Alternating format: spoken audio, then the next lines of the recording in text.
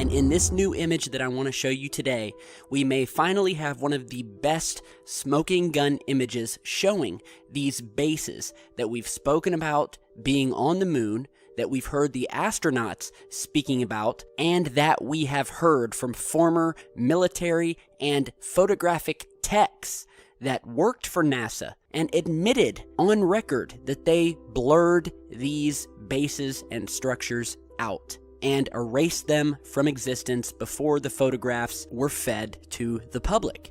So in this new image that we're showing you here, which is actually from Ken Johnston Sr.'s personal Apollo image archive, and Mr. Johnston is the civilian astronaut consultant pilot, and this was discovered by Brett Collins Shepard, and as we zoom in, this formation becomes clearer and clearer and begins to take on a more defined formation that definitely has characteristics of an artificial construct. Now, some have said that this may be an extraterrestrial base or some sort of lunar dish array. Now, we've shown you the images before of these massive satellite dish-looking objects that have been seen and are extremely famous when it comes to this research. They've been featured on multiple documentaries, videos. An image of these dishes you're seeing here.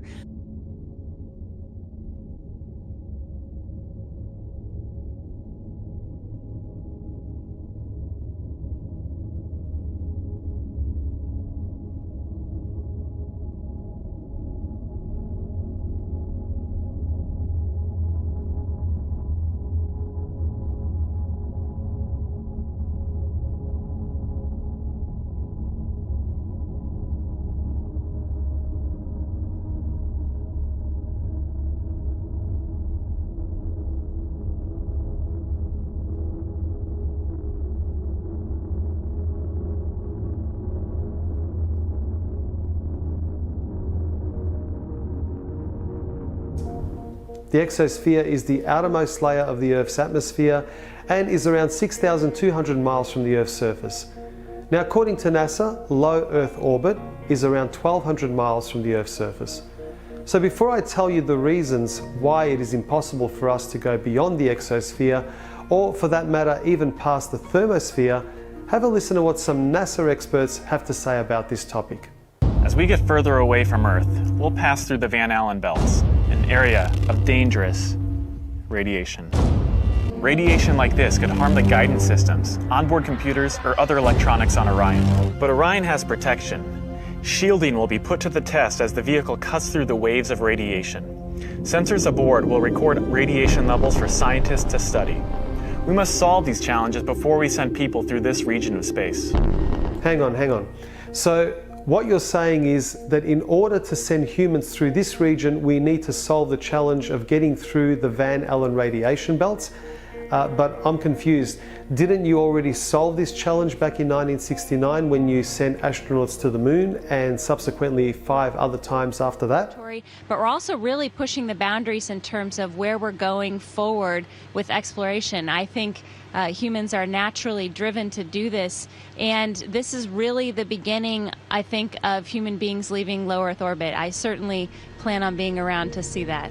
So she's a NASA astronaut, but I guess no one bothered to tell her about the first time that we left low Earth orbit. I guess she might be a little too young to remember.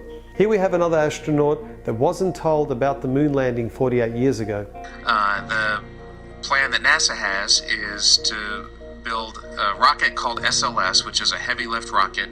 It's something that is much bigger than what we have today, and it will be able to launch the Orion capsule with humans on board, as well as landers or other components to destinations beyond Earth orbit. Right now, we only can fly in Earth orbit. That's the farthest that we can go. We only can fly in Earth orbit. That's the farthest that we can go. And this new system that we're building is going to allow us to go beyond and hopefully take humans into the solar system to explore. So the moon, Mars, asteroids, there's a lot of destinations that we could go to, and we're building these building block components in order to allow us to do that eventually.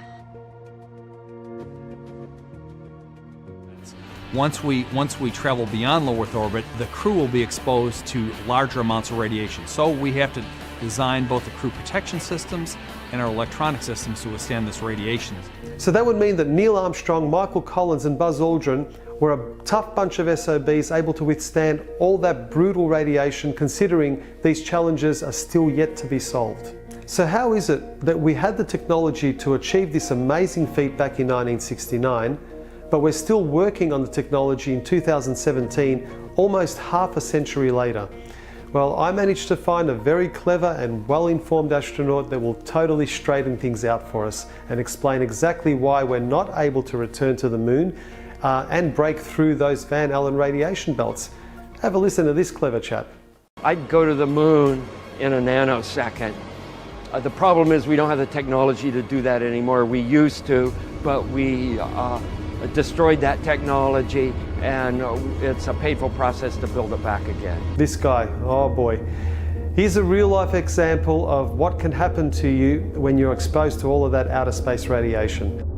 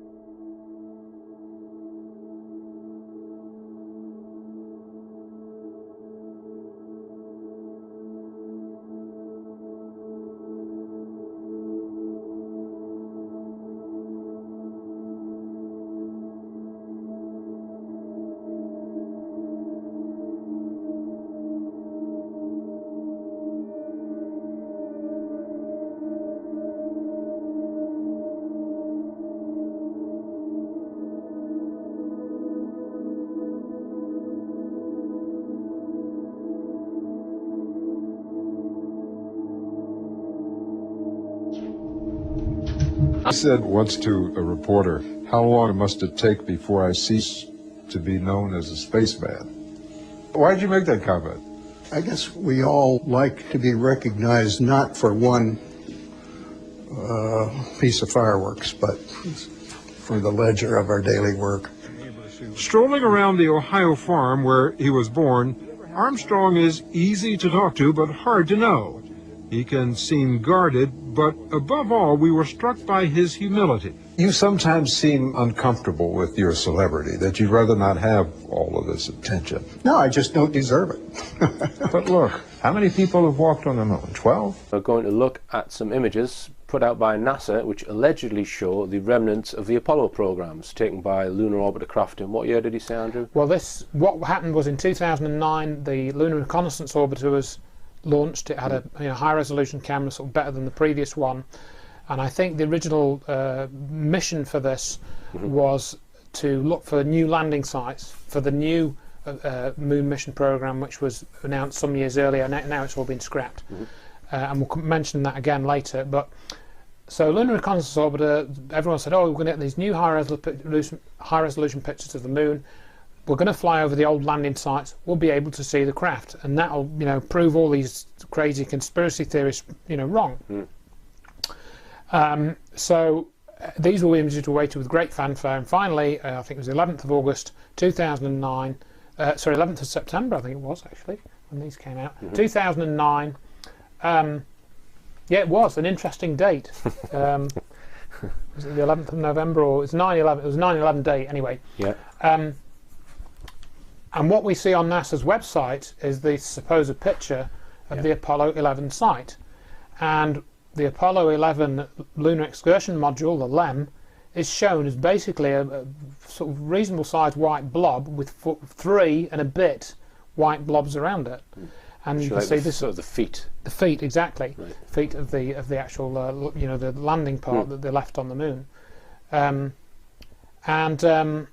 So basically with this, And there's a scale on there. There's a scale on their image. Correct, and they give you this figure of 200 meters.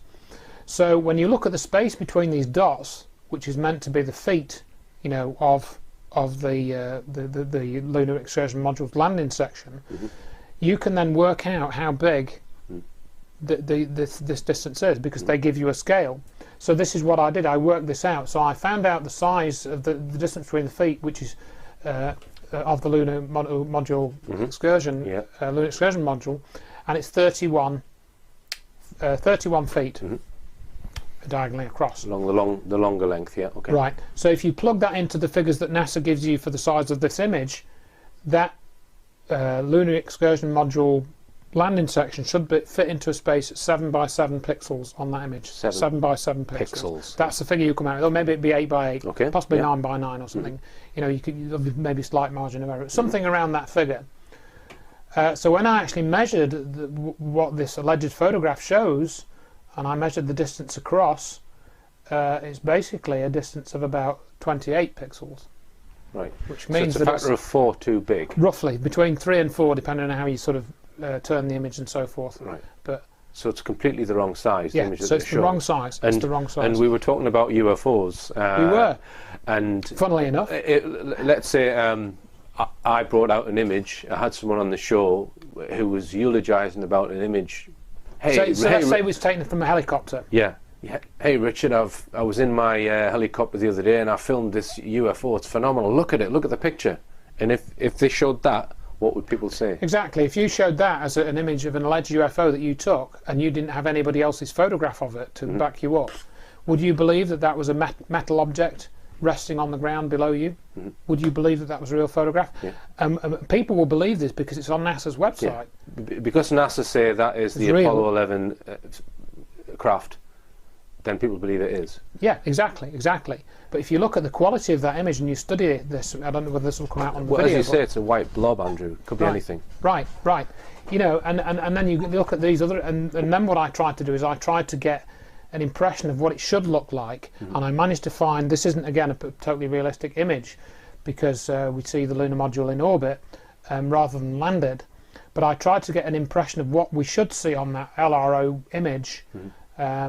And by resizing it, to 7 by 7 pixel image, or 25 by 25 pixel image, which is the size I calculated it to be, and then I compared that with the NASA image, and there is, you know, it just doesn't add up. If you compare it to Google Maps or Google Earth, which a lot of people are familiar with now, it's pathetic. We do have a comparison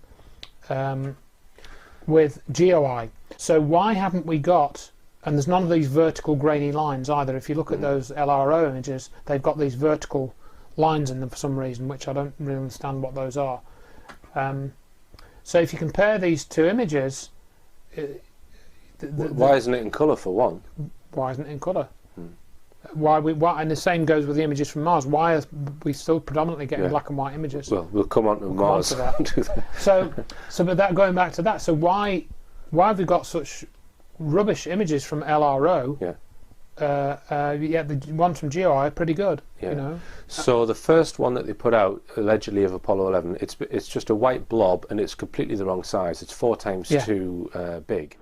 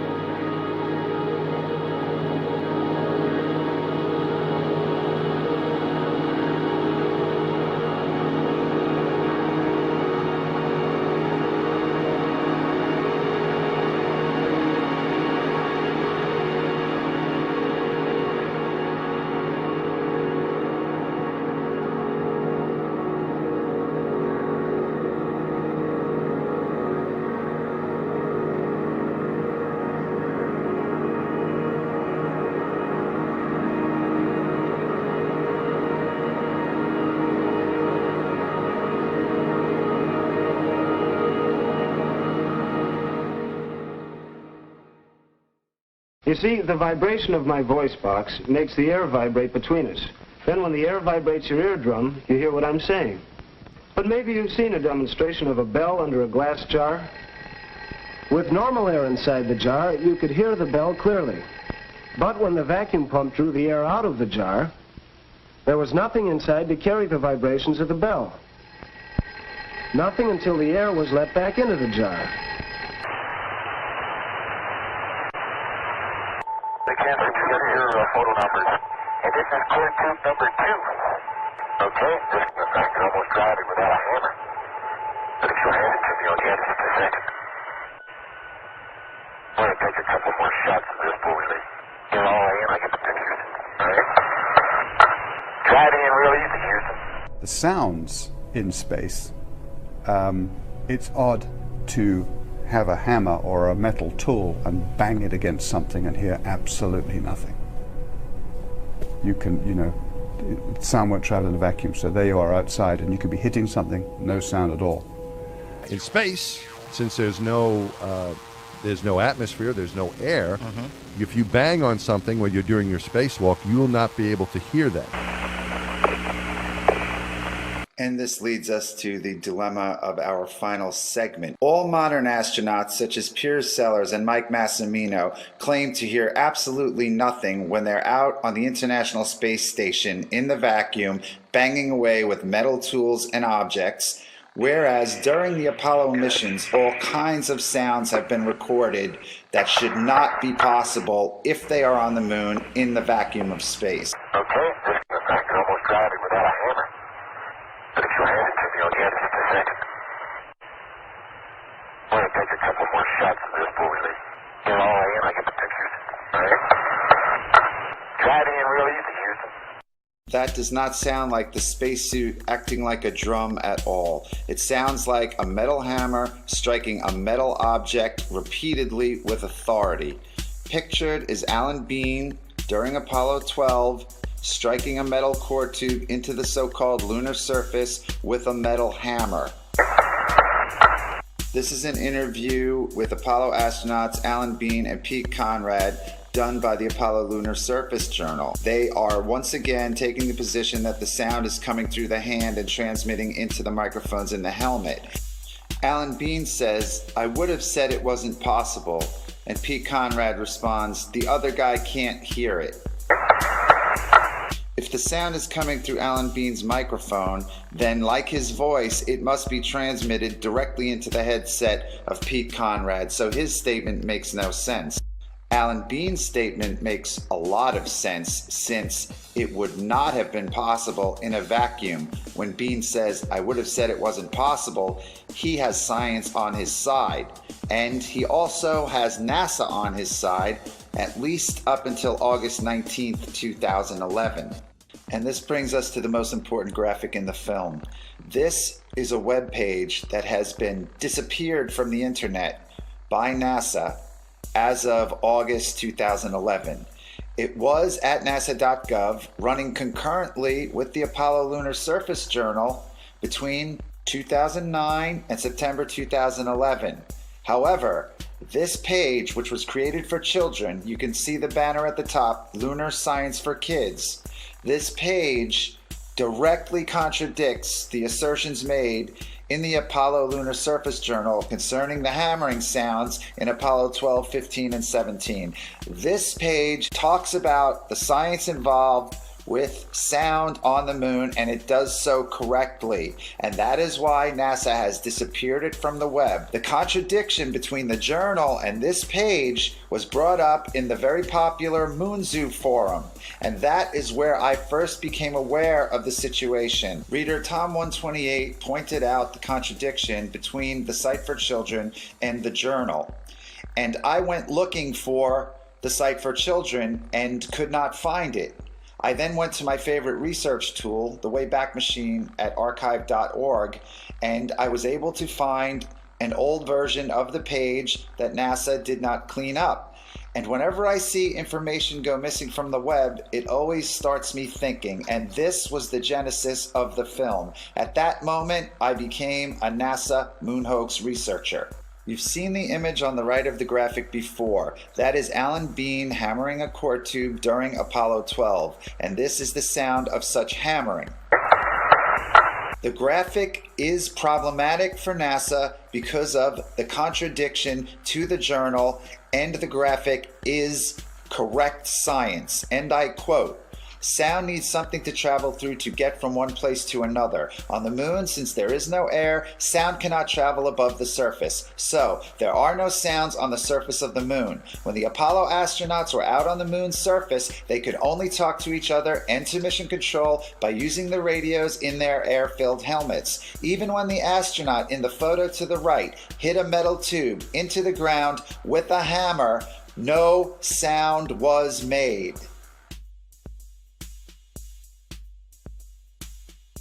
All of the sounds so far analyzed were made by the astronauts as they were handling tools, but now we are going to analyze some sounds that are made a distance away from the astronauts.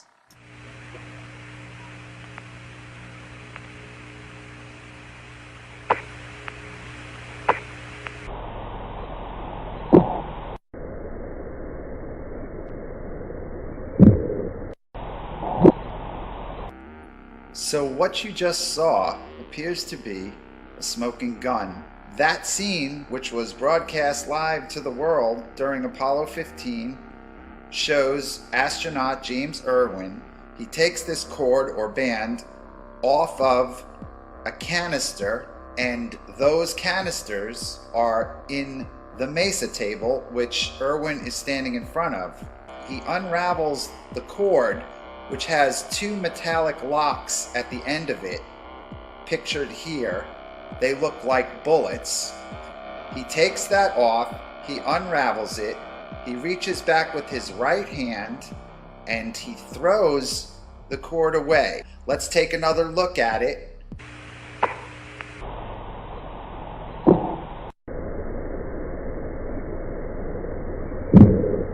So the argument has been made for the hammering that the sound is coming through the glove and it's miraculously getting into the microphones. But we don't have to deal with that argument because James Irwin releases the object and it hits the ship and he's not touching it, and that sound is picked up by the microphone inside the astronaut's helmet.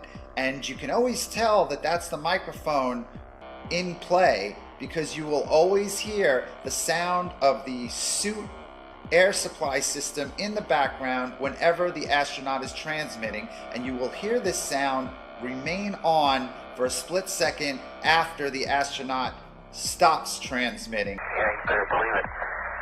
Yeah, you better believe it. Both the outside of the ship and the inside of the ship in the cabin are in the vacuum because the lunar module does not have an air hatch. So when the astronauts leave the lunar module, it is depressurized.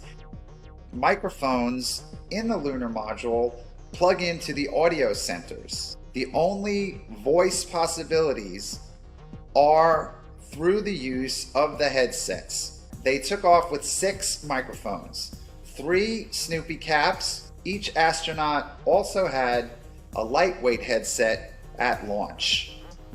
While they were on the moon and the suspect audio event took place, they were wearing their Snoopy caps.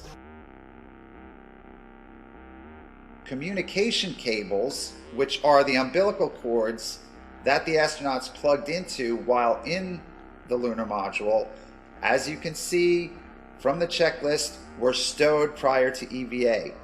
Also, looking at the same exact checklist, we can see that the lightweight headsets were also stowed prior to EVA. So, there were no live microphones inside the cabin.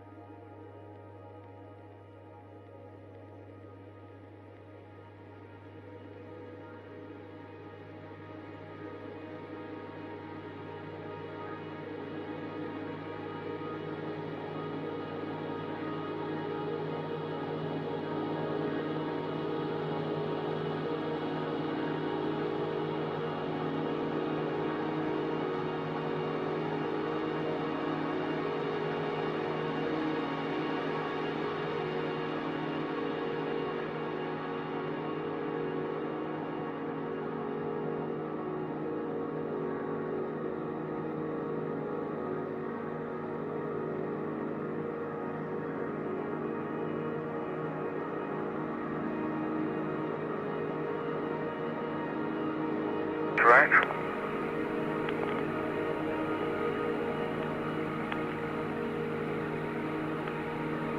I don't want to put it. There you go. Wait a minute. It's all right, I got you reaching for the flag. How's that? That's very good, Gene. Let me get it in stereo. Houston, that's beautiful. This has got to be one of the most proud moments of my life, I guarantee you.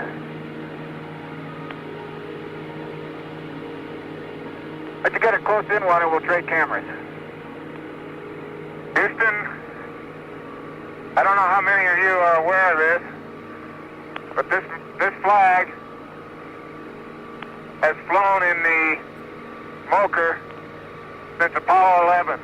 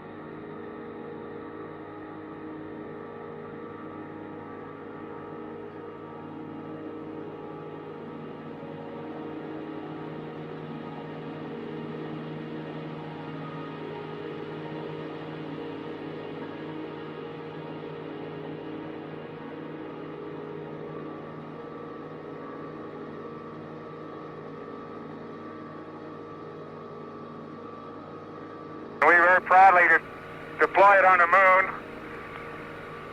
to stay for as long as it can